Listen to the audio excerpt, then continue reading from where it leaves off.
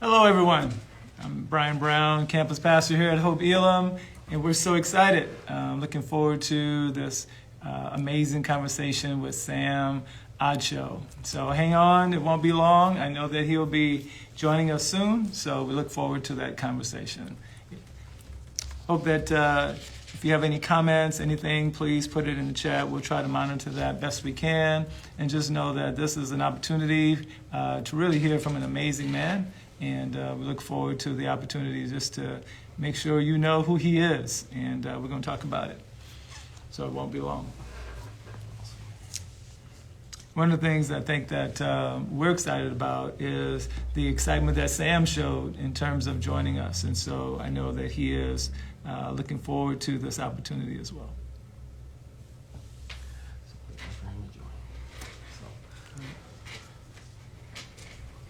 We'll be waiting for him just to join us here shortly. When he does, we'll do a short intro, and then we'll get going. So yeah, people can still be joining in, so it won't be long. So hang in there.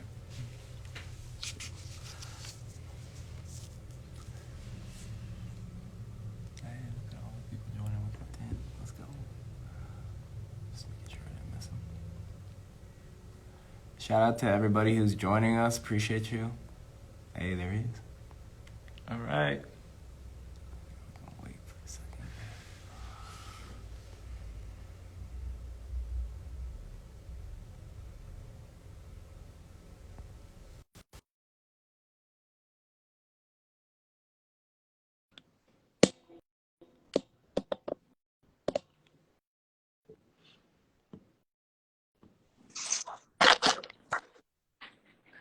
What's up, Sam? What's up? Oh man, it's so good to see your face, and I appreciate your time, man. I'm looking to just chat it up a little bit, and I enjoyed the first time that you and I connected by phone. It was a natural, just an easy conversation. I'm looking to pick that up. First, I'm going to address those folks who are joining us. Thank you so much for your time. I just want to welcome you. First of all, hello to everyone on behalf of Hope+Elim here in Des Moines, Iowa. We want to welcome all our listeners, all our viewers to this special IG Live event. Today we're featuring Sam Acho, former NFL player, current ESPN International Justice Mission member, father, husband, man of faith, preacher, upcoming keynote speaker, 2023 MLK Day, which is happening on January 16th from 11:30 a.m. to 1 p.m. here at Hope+Elim Church, 2500 University Avenue. So Sam, welcome. Just want to start off expressing to you personally just how warm and how inviting you've been, and how excited to join us as our guest speaker, keynote speaker for our MLK celebration. And I just want to kick it off and see if you can maybe just open up with a little bit of your journey. And, as a preacher, I like to alliterate, talk a little bit about your faith, your family, and football. Awesome. Yeah, a little bit about my journey. Faith, family, and football obviously play a huge part. I grew up in Dallas, Texas. My parents, always start with them. They were born and raised in Nigeria, and so I came. They came here in their early 20s, but I was born and raised in Dallas, and I went to early on. The church we went to was in South Oak Cliff, so South Dallas, right? Oak Cliff Bible Fellowship, and so we would go to church there. My dad was a pastor there, and he also was a doctor in mental health, so helping people with counseling. And then we moved. We still went to that church, but switched because I went to school there when I was younger. We switched schools. I switched schools and went to a school in a predominantly white neighborhood. So, it was, pretty much like a predominantly white school, predominantly black church. And then obviously parents being from Nigeria, every summer and also Christmas, we would actually go to Nigeria and spend the Christmas and New Year's there. So grew up in a lot of different worlds in so many ways. And that's kind of how I began. As far as faith goes, like I grew up going to church, praying with my family, right? Like knowing the Lord, but I think my faith really became my own in college, Mm-hmm. When you finally leave. And so I remember meeting at football there, and I met a teammate who was a walk-on quarterback at Texas. And we were at our dorms, and I think it might have been the summer, one of the first weeks of school. in the fall, and he was standing outside the elevator reading his Bible. And mind you, this is like 5,000 people. It's like a ton of people in this dorm, like the biggest dorm on campus. And he's reading his Bible, unashamed, unafraid. I was like, how do I get to be like that? So that kind of began this journey of really deepening my faith, and it's continued to be a journey. Get to know Jesus more and like understanding God's love even more. I think that's something I'm probably working on the most. It's like realizing how much God loves me and how much He's for me, and out of that love, that can be an overflow as opposed to me trying to operate out of like my own reserves. Which if I'm not spending time with the Lord, not spending time, come on, man, in Scripture, not spending time with people who also love God, it's like those reserves are often empty. Even today, coming up here, picking up my kids from school, all the things, and I'm like, am I doing this right? So that's as far as like faith goes. And as far as family, I mentioned I'm married. My wife is from Nigeria as well. We have 4 kids, an 8-year-old, a 6-year-old, a 4-year-old, and a 5-month-old. Wow. And I always wanted to be a dad. So I guess it's been God has been super faithful there. And faith, family, and football. Yeah, football. So I grew up playing a ton of different sports: basketball, soccer, track.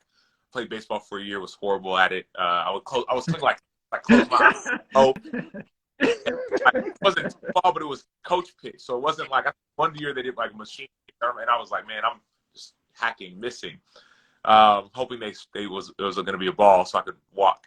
But yeah, started playing different sports. Got a chance to go play football. Not even really got a chance. I was playing football, basketball, track. I got a chance to go to this football camp at the University of Southern California back in their heyday, back in 2006, when they won a couple back-to-back national championships, and got discovered there and got offered by USC, got offered by a ton of other schools, had mailboxes full of letters to go and offer me to play football in college. And so that's how that journey really began. And went to Texas, played 4 years there, and then got drafted by the Arizona Cardinals, played 4 years there, 4 years with the Chicago Bears. My last year was the 2019-2020 season with the Tampa Bay Buccaneers. Well, I appreciate that. I mean, your life has been a journey, and I think it's important to really know the names of your family. I think that, I just after spending a little bit of time with you, I know how important you are, but I know your family means a lot. And so the name of your wife, in reading some of the book, I know Energy. I mean, you can pronounce his name for us, Caleb and Sophia, but tell us a little about your wife's name and a little bit about your family and their names too. I think it's important to kind of know who's important to you and exactly who they are. So my second son, third child, his name is Kelechi. And I was telling him the story this morning. Kelechi in Igbo means thank God. And we knew we wanted to name him Kelechi, but we weren't sure on his middle name, because initially we wanted to name him, we're thinking about different names, right? Bright was one of the names, which I got a lot of pushback for, but I liked it. We had a couple, Brian, or whatever. But then we liked Victor a lot, right? Victor, right? You're a victor. Yeah. I was a little bit hesitant about choosing that name because I'm like, man, I want to live in victory and walk in victory consistently, but I don't know if I always do that. So like, I'm naming this, but I'm like, I wasn't ready for it. So we kind of back and forth in the hospital, getting ready to have the baby. And my wife puts this song on, and it's this Igbo, it's a Nigerian song called Victory by this artist named Eben. And it's like, it goes like, come and see what the Lord has done for me. He has taken away my sorrow and now I'm free. Come on. And it goes on to say, hallelujah, Buddha. It's essentially like, I'm going to pray, like an Igbo way to say, I'm going to praise God, right? And it goes like, because of Jesus every day, because of Jesus every day, I can just like be free and dance and have joy, right? And it goes on to say, he has given me victory. It's like, Jesus. He has given me victory. Listen to that song. We were going through some stuff. Like personally, I was going through stuff. Even in our marriage, there's some hard life stuff happening. And the song ended. And I don't know if she looked at me or I looked at her, but it was like, okay, let's name him Victor, right? So Kelechi is his first name. Victor, Acho. Thank God for victory. And so we almost spoke that. I told one of his that I told one of my daughter's teachers that the other day, and she said, "Have you told him that? Have you told him what his name means?" And I hadn't. And I mean, I think one time a couple weeks ago, the song was on. I said, "Oh, this song is," but I hadn't told him the full story. And he's 4, and so this morning I was telling him, "Hey, this is why we named you what we named you. You are a victor. You are a conqueror. You are a leader." Names mean a lot. My youngest son. Let me not do that. My oldest son, his name is Caleb. Yes. From the Bible, we chose that from the biblical character, right? Like Caleb and Joshua. And Caleb, yes, sir. Right? Believe like God said, "I'm going to give you this land. This land's amazing." And the 12 spies from different tribes went out, and this land was huge, flowing milk, honey, all the things. Come on, preacher. And God said, "Yours. This is yours." Yeah. So go check it out. You're going to go to that army. And 12 of the 12 spies came back, but 10 of them said, no, we can't go there. They were afraid. Yes. Man, they're giants. They're going to, right. But Caleb and Joshua, they said, "No, this is ours. God promised it was ours." Yeah. And so I always loved, we were thinking Joshua or something, but like that name Caleb, and we looked up the meaning means friend. And it's that's who he is. Caleb, our son, is a friend. He's loving, caring, sensitive, like friend. That's his first name. His middle name is a little hard to spell, to give people some money. Not if you're Igbo on here, you spell it, you don't count, but like I'll give y'all money if you can spell this. His name is Chinazepere. Say it again. He says it Chinazepere. I'll spell it for you. Would you like me to spell it for you? No, I can't spell it. Go ahead. So it's Chinazepere, China, China, CZA, I got to get it too, EKPERE, Chinazepere, and it means God answers prayers.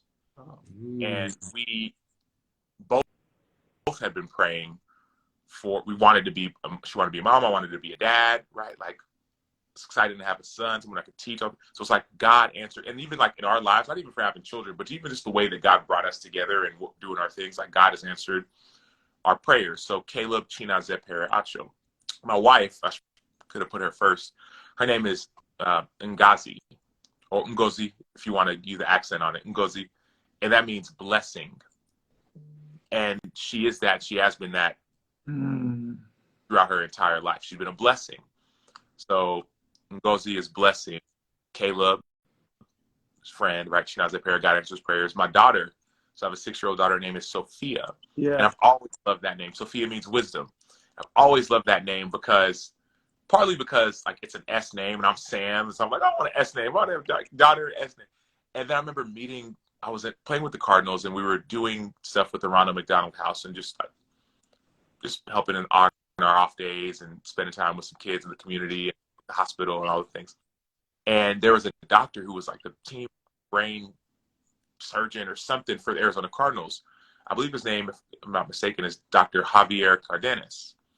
And I would see him from time to time at this, just serving at the Ronald McDonald House. And he brought his daughter one time. Daughter, she looked so just pristine, and her name was Sophia. And I was like, man, if I ever have, that was like a decade ago, if I ever have a daughter, I want to name her Sophia. Thankfully, my wife was in the same. Yeah, she was up for it. Yeah. Yeah, and her middle name is Ijama, which in so many ways, it's almost like this blessing, this greeting. Like it's almost like safe. Like if we were finishing this IG live, and we were both talking and speaking Igbo, we would say like Ijama at the end, Ijama, like safe journey, like go on your way, like that's kind of. So almost like this blessing, like, hey, safe journey, Ijama, right? Ijama. And then our youngest, his name is Daniel. Daniel, right? So like that vision, like almost like that vision. And his Igbo name is Akachi, which means the hand of God. Because we feel like God's hand was all over this. We thought we were done at 3. We thought that after number 3, we were going to be done. My wife had some complications. I mean, it was scary. I wrote about it in some of the platforms where I write. And we thought we were done. All of a sudden, a couple of years later, we found out we're pregnant again. And so we felt like God's hand was all over this boy. And so that, and then Samuel, my name. Yeah. I was trying to think because we actually named him. I had to go. My youngest, we actually had a different name. I'm forgetting it now, but it was a different name. We ended up going with that. I'm trying to remember the name. Maybe I'll get it later. But my name is Samuel, and Samuel. I remember when I was a kid, we had these things on our rooms, like postcard almost, that said the name and the Bible related to it and the meaning of the name. And so mine said Samuel, and I think it was 1 Samuel 16:9. I don't remember the verse exactly now, but I always saw under it said it means heard by God. Wow. And so, so my middle name is Onyedi Kachi, which means who is like unto God, as in like there's no one who can compare to God. So growing up, that's a long answer, but growing up, it was always this reminder of, man, God hears me. I'm heard. Yes. And I can give glory. Like, who is like God? There's nobody like God. So, come on, man. So that, yeah. I can't believe we would have missed that. We needed to hear that, man. The depth of what's in the name, right? When you start talking about what's in the name, you start talking about, the names of and the character of God. It was meaningful to be El Elyon, the Most High God, El Shaddai, the Lord strong and mighty, Elohim, the Creator. What's in the name? It gives you depth. And so, man, you just blessed our hearts just by sharing that. And so I'm just telling you right now, you're being heard by God, and your voice is carrying not only on this IG Live, but in your writing. And so when I see your book, Change Starts With You, and I wasn't privy to the previous one, which I will be, but when I look at your book and the writing and the way that God has gifted you to tell stories and the way he's gifted you to just to be vulnerable, but yet strong, I think it's consistent with how you've spoken already. In the very first chapter, you talk about big dreams require architects. It's interesting that you're going to be our keynote for Dr. King, who had a dream, and just about everything that is in this book is connected to dreams. And so I'm excited about that. But in the first chapter, you said that after George Floyd's murder, you brought various sports figures together with a goal to turn your passion into a plan. You said that you had much passion but needed a plan. Do you protest? Do you post? Do you preach if someone's listening? Or do you listen and learn? You chose, and your group chose to listen and learn. Can you tell us a little bit more about that experience? So in June of 2020, middle of a pandemic, sports had been canceled. So we were going through like sports canceled. People are getting sick and afraid and unsure. We're seeing like disparities, like racial disparities when it comes to food and access. And then George Floyd got killed. And I remember right around that time as well, Ahmaud Arbery had been killed. Yes. I've been playing for the Bears, so I'd been in Chicago, and I went to Tampa Bay for a bit, but I'd come back to Chicago, starting my TV career. And right before COVID, God had led me to Arizona. I don't know why, but COVID hadn't started yet, but I was doing something. I heard God was like, something was like saying, you got to go to Arizona. Mind you, I could give all the reasons. I was doing a podcast with some friends out there, whatever, but I felt like I needed to go, and I didn't. I was like, what's going on? It's kind of weird. Maybe I'm just bubble guts, whatever. You know what I mean? I don't know what's going on myself. But it was like, someone was telling me to go, and I didn't listen. So I ended up going to this conference with NFL Players Association instead of, going to Arizona. And I was like, well, I'll still come back. And I felt like I was like, you can go to Miami was where the conference was. Go to Miami, but don't come back. Go straight to Arizona. This weird kind of feeling. Well, while I'm in Miami, it was March 9th to March 15th or so of 17th of 2020, COVID hits. And everything gets shut down. Everything gets canceled. My wife, who's Nigerian, was getting ready for her citizenship appointment to become a U.S. citizen. We waited for that appointment we've been waiting for. It was like middle of March, late March. It had been scheduled and it had gotten descheduled.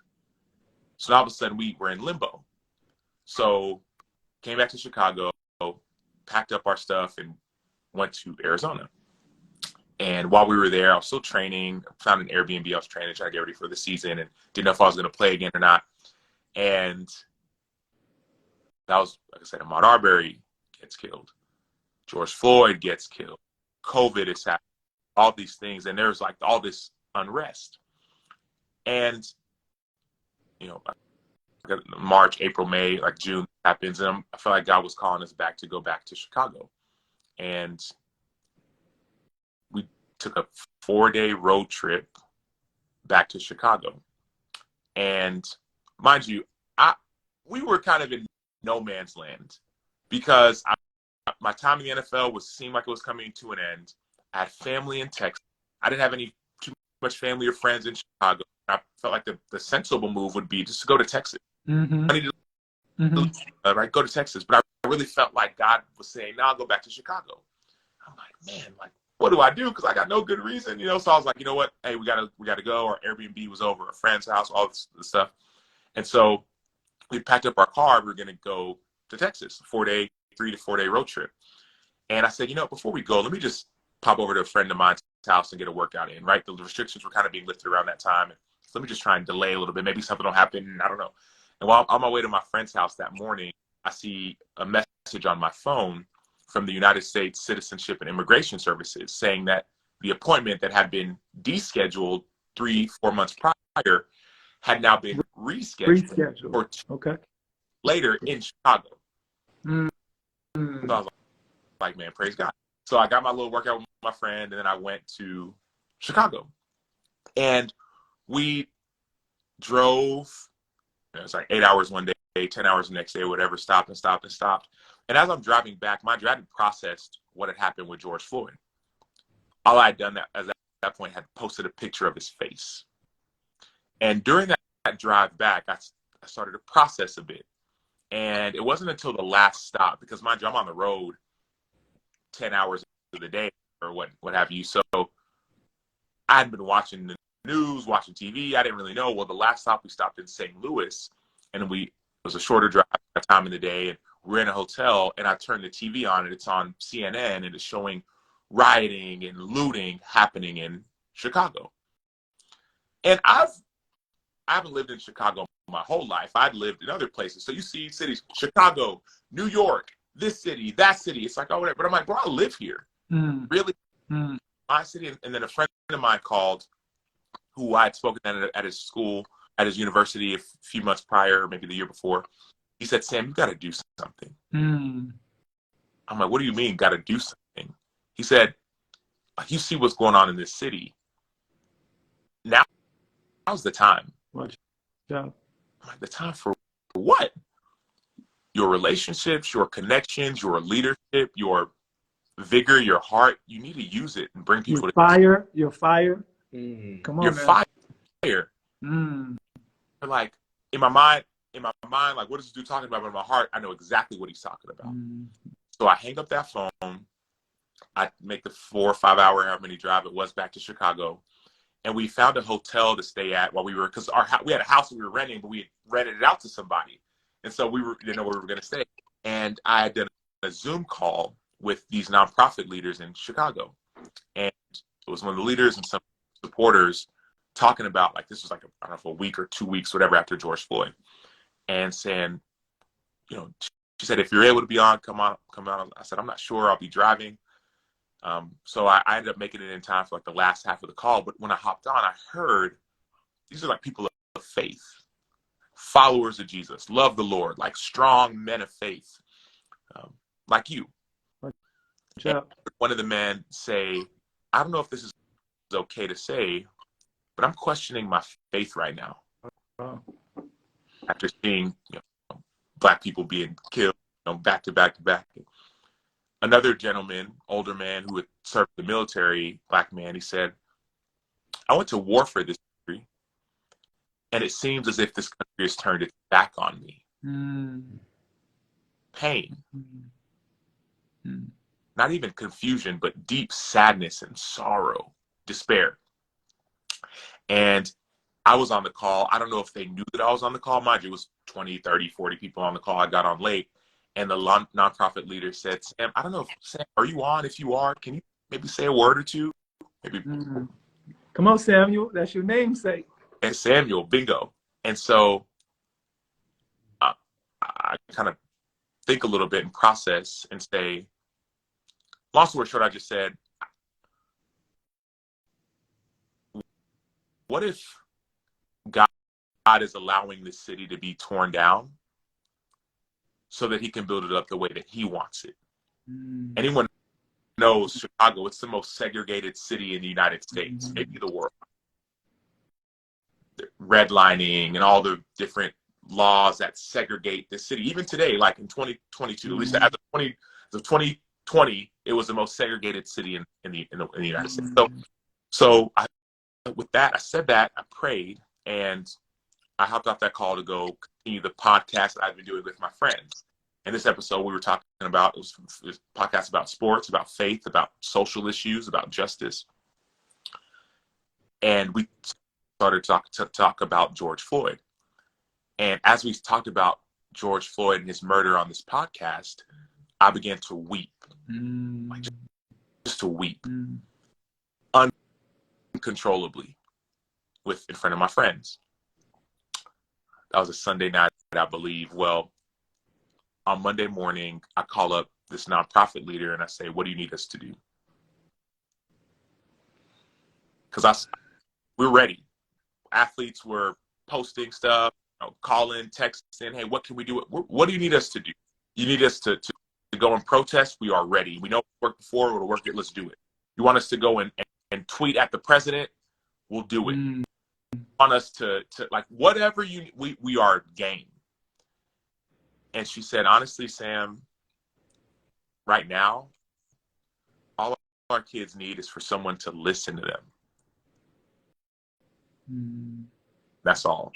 I said, no, but I said, like, we got some followers that act like we can, like, whatever you need, somebody to listen. And I'm like, listen? She's like, yeah. Like, all right, let me make some calls. And so I made a couple calls and God just showed up. I reached out to, this is on Monday night, maybe even Tuesday morning. I reached out to Mitch Trubisky, who was a starting quarterback for the Bears, and shared this idea of like, hey, what if we came and just listened? He said, I'm in. He invited Allen Robinson, the starting wide receiver for the Bears. I reached out to, because I wanted to say, what if we could bring athletes from all different sports? So I reached out to somebody who worked with the Bears, who used to work with the Chicago Blackhawks, the hockey team. I said, do you know anybody on the team that may want to join me on this journey? She said, I'll make a couple calls. Well, she made a couple calls. All of a sudden, Jonathan Taves, a star Chicago Blackhawks player, and Malcolm Subban, the goalkeeper for the Blackhawks, they showed.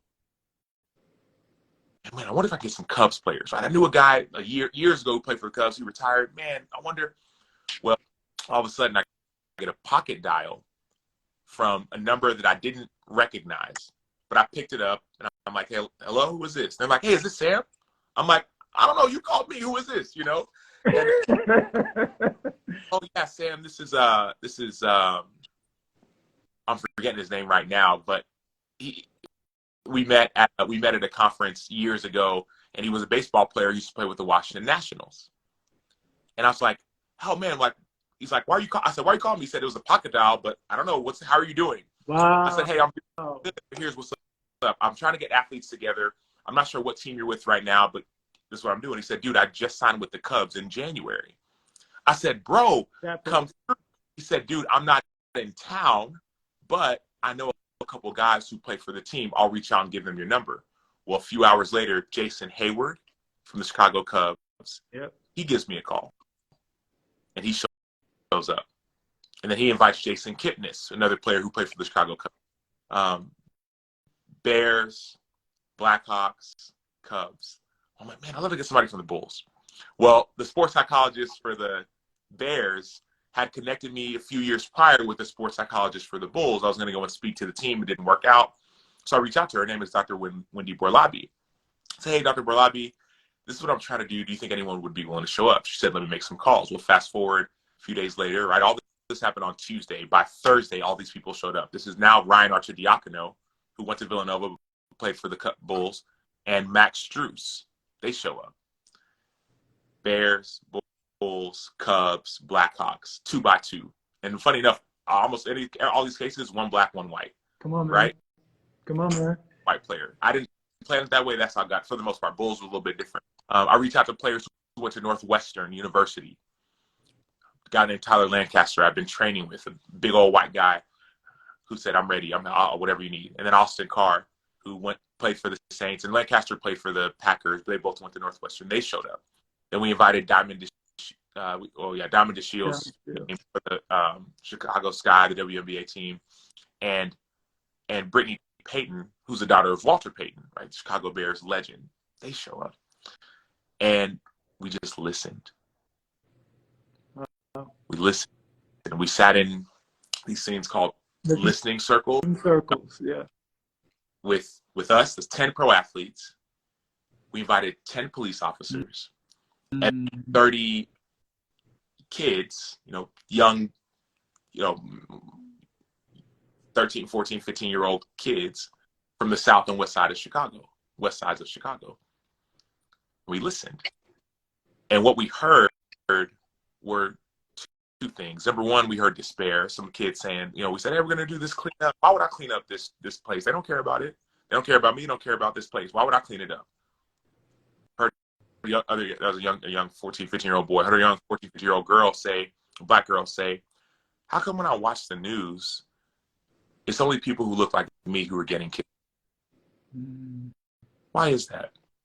We had officers, even police officers saying, man, our job is to protect and to serve. And oftentimes we forget the serve part. Wow. So we felt despair. But the second thing that happened, and we athletes as well, were saying, I thought I was going to be immune. I live in a nice neighborhood. I make all this money, but I've been racially profiled or discriminated against, right? So everyone was just talking, discussing.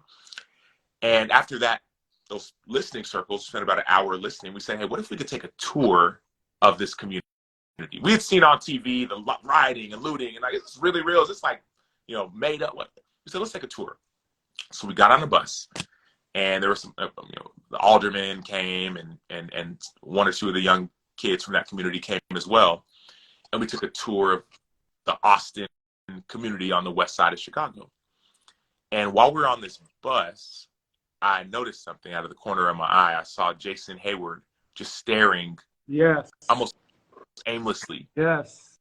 Yes. I tap him, because mind you, Jason, black dude from Atlanta, played by one of the few black MLB players in baseball, right? Did he just win the World Series or was going to win a World Series, whatever? I think they had just won it. And I just asked him a question, because I think I saw what he saw. I said, Jay, he said, what's up, man? I said, we've been on this bus for maybe 10 minutes. 5-10 minutes. I said, how many liquor stores? Yes, sir. In this community? He said, I mean, at least 10. I said, I respect that. I said, okay, how many grocery stores have you seen? 10 or so minutes. He said, maybe one. Maybe. So he said, that's a problem. Food deserts. Come to find out, in that neighborhood, in the half-mile radius, there are 2 grocery stores and 7 stores. Food desert. So we started thinking about this and looking at it. We kind of finished our bus tour of the community. And as we're getting ready to stop and get off the bus, a young girl named Azaria, she's one of the young girls from the nonprofit, 15-year-old black girl from that neighborhood, gets on the microphone on the bus. Azariah? Yeah, it's bingo. But her Azaria, right, is her name. Azaria. But okay. Azariah, though. But it's a link there. And so the nonprofit leader said, hey, can you say some words? And she says, I know a lot of y'all may see this as a field trip. Watch out. This is my house. This is my home. Home for me. Some of us choose to call this place home. We choose to live here, call this place our home. So I hope you'll remember that when you go back to your homes. And we did. So we left that place, and as you mentioned, it was a food desert. We didn't know what to do. Didn't go there looking for one, but it came to find out that that's what it was. And I reached out to the nonprofit leader. I said, hey, what if we change it? She said, well, maybe, there is a liquor store that's right next to our headquarters. And we've been trying to buy it for 20 years. The guys continue to say no. I can go ask again. I said, how much would it cost? She said, maybe $500,000. I said, okay, go ask. Go ask. So she goes to ask this liquor store guy if they could buy the building. Mind you, she had asked over a dozen times over the period of the last few years. And each time it had been no, no, no, no, no. Well, this time, mind you, remember, it's COVID. So everything shut down, number one. Number two, rioting, looting. His thing had been boarded up. Broken. So he said, you know what, I'll sell it. I think she actually went to his son.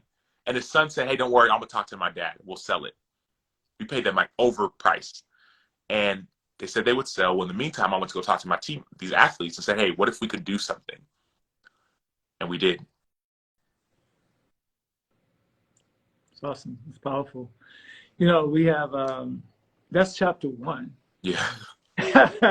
And I'm just telling you, as I'm just gleaning and just you talk a lot about, and we won't get, you talk about Nehemiah moments. You talk about follow your fire. You talked about the importance of dreaming, but also your fire is not just for you. You got to fan the flames and what that does. It's just a powerful, relatable, but relevant word. And so I appreciate that. I know when you come and going to be here in Des Moines and we're going to talk about Dr. King. And again, even in your in the foreword, even in all of the different chapters, there's dreams and the importance of it. Talk to me a little bit about Dr. King, maybe not necessarily him in particular, but just, how his legacy, his life, the manner in which he lived. And I'm just going to push a little bit on namesake because you gave us so much of a backdrop with your own family and your own name. But, Dr. King, someone who just as a man of faith, a man who belonged clearly to the King of Kings, I think was something that is motivational for all of us, that we're celebrating him not soon after the King of all kings was born. Now we're celebrating the death of someone who made such a difference in our world. Give us a little bit about what he means to you, and a little bit of the personal and professional impact that he's made on your life.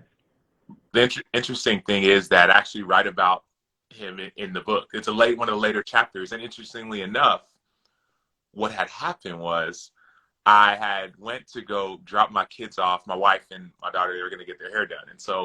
And there's a barber in there. I think trying to cut my kids' hair or something like that. So I wanted to go work on this book, on Change Starts With You, my new book, Following Your Fire to Heal the Broken World. There it is. Boom, boom. And available at samachobook.com for pre-order. Boom. Let's get it. I went to the library. I was in this time of North Chicago. So it's not the South side, West side, but still it's essentially very similar, Waukegan area. So almost like the South side and West side of Chicago. So I just found this library, and as soon I walk in, I have my backpack on, getting ready to work on the book. And the lady sitting at the front says, "Oh, are you here for the play?" And I'm like play, right? I like plays. I took drama in 9th grade. I love plays. I'm like, what play? Play on Dr. King and his legacy.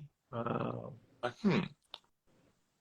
So I said, when does it start? She said, actually, it starts in about 2 minutes. I said, So I put my bag down. And I walked in to go watch this play. And in this play, the production group was called Bright Star Productions. They're a traveling group. And it was 2 young girls, 2 young women who were talking and acting out the life and legacy of Dr. King. Wow. Talked about him graduating at 15 years old and not wanting to be a pastor like his dad and wanted to do something different. Then he went on to go and be a pastor and talk about his life and his legacy of Dr. King. And interesting enough, it was 1 black girl, 1 white girl who were playing these parts, right? Let's go. So there was a point in this play where they began to sing. One of the girls began to sing. And she wasn't just singing, she was singing. People that sang, she was like, yes. of her soul.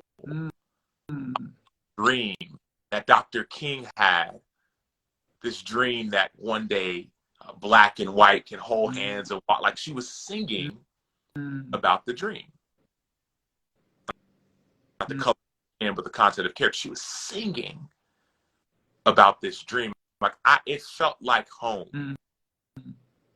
Her voice, probably 18, 20-something years old, 20-something year old. I think I was weeping, crying when I finished listening, and they finished, and there was only a few of us in the audience. They were gracious enough to allow questions. And I said, hey, can I ask you, I think her name was Chelsea. I said, Chelsea, why are you doing this? You're 20-something years old. You're traveling around the world to go tell stories like this. Why?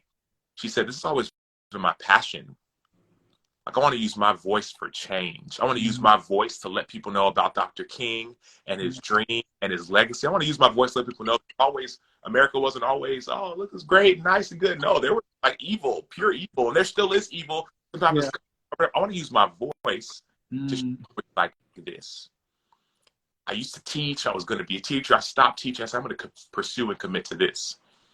And that's why I use my voice.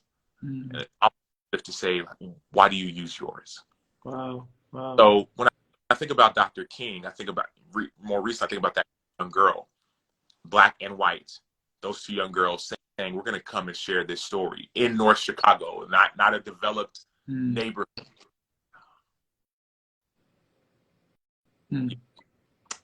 Sam, maybe a question that it's an opinionated question. I think about the church and think about social justice and activism. In your opinion, what role does the church play or should play, and to what extent, in social justice activism? Given Dr. King being a preacher, but also he was an activist for change. And sometimes I think when there's these moments that happens in our nation, it's like the church's voice is not there. What do you think your thoughts about what the role should be, and maybe what are some of the principles we ought to stand on that Dr. King stood for and Jesus stood for as well? Just what maybe come to mind. One of the first things that comes to mind is a verse, I believe it's in Proverbs 37:8. It says, speak up for those who cannot speak for themselves, for the rights of all the destitute. Speak up and judge fairly, defend the rights of the poor and the needy. The command. I think about oftentimes the church is afraid to speak up. When I say the church, I'm not talking about a building. I'm talking about you and me, the people. Yeah, come on, man. The body of Christ. We're afraid to speak up for those who can't speak for themselves. Those who have tried to speak, but their voice has been muted. Speak up for those who can't speak for themselves, right? Black people have been experiencing pain, trauma, frustration, even fear in some point for a long time. Been speaking up, but no one's listening. Come on. Our white brothers and sisters can speak up for those who can't speak for themselves, even the community, right? Recently, there was a lot of people saying, stop Asian hate, speak up for those who can't speak for themselves. Defend the rights of the poor and the needy. We don't have to go overseas to help people on our soil. Because people can take mission trip to the south side or the west side. You know what I mean? Yeah. Rwanda, you know what I'm saying? Or Spain or wherever people go, Mexico. Speak up. So I think about that. I think about Micah, where it says seek justice, which is like when you seek something. My son yesterday, he's one of his best friends in school had got him this parrot, like a stuffed parrot, and he lost it. It was in this package. He lost it, and he was distraught because he couldn't find it. And he was so sad. I'm like, why'd you stop looking? So why? You preaching? Hey, you preaching, Sam? Hey, I hope you know that, man. You preaching, Doc. Why'd you stop looking? Jesus. Yes. They're crying and weeping in the morning. Stop, seek. Like seeking you shall find. Mm. Start thinking, so we started talking, okay, well, I had it here and it was there. I put it there. We did this cleanup, whatever. And after seeking some more, we found it. Mm. We sought something and we didn't give up at the, okay, I tried, I looked up. No. So I said, seek justice. Mm. It's not just like, well, I posted one tweet. I said, Black Lives Matter. Watch out. Watch out. Seek Watch out. stuff. You gotta get close. You gotta get curious. You gotta find deeper. How come? Why is this? How goes most segregated? How? Iowa. Why? Why? Seek love mercy. Right? Just be okay with mercy. Love mercy. I love things about things you love. I love speaking. Right? I love speaking. I love speaking. Love hanging out with friends or family. Like I love it. I'll do anything. Love mercy. Yeah. Same way you love grilling. Same way you love mercy. Yeah. Walk humbly. When you love something, man, you walk a mile. When you walk 10 miles. When you love something, you go above and beyond. When you love something, dog, you don't have to feel your best. You still seek after it. So I feel you, man. Speak up. Keep looking. Yeah. No, I feel that. Sam, as we think about how far we've come, obviously we got a ways to go. I think it's important to celebrate and remember and to be reminded. I think it's also important to reflect how we got here, because I've heard it said here recently, sometimes the answers to the solutions of the future lie in the past. And I think sometimes we got to learn from so that we could be informed. So we have, you use the experience and the wisdom of the past to inform our future. What is it, as we kind of round the corner a little bit here, as you've had a number of experiences, what is it, maybe the one tangible thing that you can pull from to help us in regards to what you've learned along the way, that it's like a principle? It's something that is a part of your DNA, something that is your core, that informs you for every decision you make. It's your filter for how you see the next thing that God is calling you. What is that thing, if you can? I call it my opus gloria. Like what I want people to say at my funeral, what I want to be known for. It's in the book, by the way. I'm just gonna say it. It's in the book. I read that part. Yeah. Yes. Loved and well. Yes, Sam loved me well. That's what I want it to be. And love looks differently. I was sharing with a friend, there was this job that the search firm reached out to me, like a high-ranking job within the NFL, and I was a little bit not scared or intimidated or unsure. And I said, well, I texted my friend, can I love people well in this role? And he said, as long as love doesn't mean like being nice to everybody, or like love might have some really, really hard conversations. Love will have some really hard conversations. I had a friend just the other day who asked me some personal, deep, like reveal everything type of stuff. And he said, I can't say I'm your brother and your friend if I don't ask you these things that are really important. Like, love has hard conversations. Love shows up. Love sacrifices. Love speaks. Sometimes love shuts up. I was with my brother a couple years ago, and I was trying to help him with this idea, and I had all these things. Oh, don't do this, do that, and he didn't need it. I needed to shut up. But love is an action. It does something, and so my biggest thing is I want to do things in love, not out of fear. My friend told me, I have a friend, her name is Victoria, and for half a decade she was, I don't know the right word, so I'll just describe like a vegetable. She could not move, couldn't move. All happened, she couldn't even blink, but her eyes were open. They didn't know if she was going to make it, but she could see everything and hear everything, but couldn't move. And she talked about hearing doctors saying, oh, I'm going to let her go. Got 3 different times. And mom and dad said, nope, we'll bring her home before that happens. And she talked about how every day she would say to herself, this is my name. This is how old I am. This is what I love to do, all these things, just to kind of keep her in the right state of mind. But also she would talk to God during those times. So I asked her, this is just last week, I asked her, I said, because she said, and then after 4 years passed, there was a moment where she needed to scratch her nose and she couldn't move. It was like, you just scratch, she couldn't see. And finally, she's like, God, something's got to give, right? Because there was 3 different times the doctor said, hey, it's over for her. So God, either it's time for me to go be with you and I'm good with that, or you have got to change. Something got to change. Yeah. And soon thereafter, all of a sudden, her mom had taken her home, and she could like not necessarily move all the way again, but her eyes. So like her mom was in the room. She was like trying to get her mom's attention, and finally her mom caught her eyes. She's like, her mom was like, her mom was, and she's like, Victoria, if you can hear me, like do something, you know, like move it to the left. Have you been hearing what we're saying this whole time? If you have, move it to the right.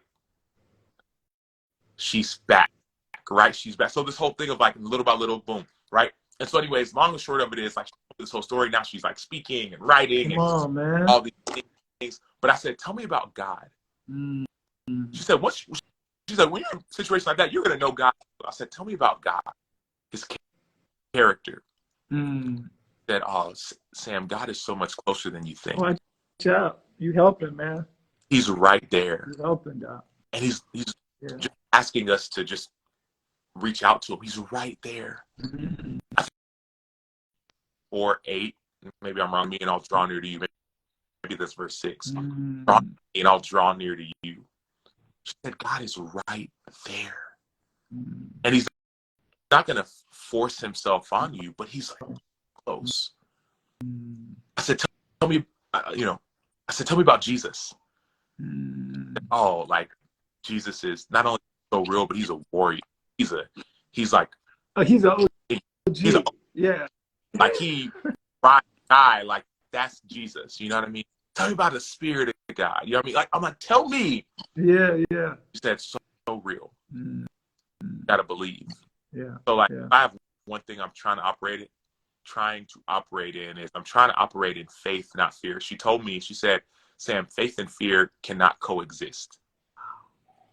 You're either operating in faith or you're operating in fear, but you cannot operate in both at the same time.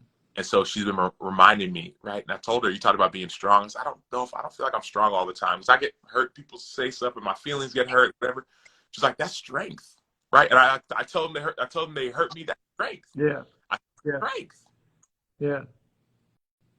She said, Sam, like, and I said, I was praying, I was like, I just want to be who God made me to. I want to like fly. I want to fly. Like, I want to do that. She said, Sam, like, you have wings. Use them. She said, I mean, shoot, the way God works, if you jump, either he will catch you or you will learn how to use your wings. Now what? Yeah. Careful what you ask for. Sam, I'm just gonna tell you, man. Yeah, man. You bless our hearts. We can do this all day. We can go back and forth all day. It's kind of how the phone call was. But here's the thing: I feel like it's not just me and us. You like that with everybody. You make everybody feel like they're loved by Sam. Yeah. So we appreciate you. We hope that it's been a blessing to all who listened and joined. We look forward to seeing you here in Des Moines on the very stage that Dr. King spoke at some years ago. We just want you to be you. So God be praised, there's no pressure, because we just wanted to hear you talk about who you are and your life and take away some nuggets. And there's not a competition. This is only our second time having this event. We just want to honor Dr. King, his life, his legacy, and we want to honor you and what you're doing and how God is using you. Keep following your fire. Keep fanning the flames. Know that God is doing great work. Keep using your voice. Speak up. Keep looking. Yeah.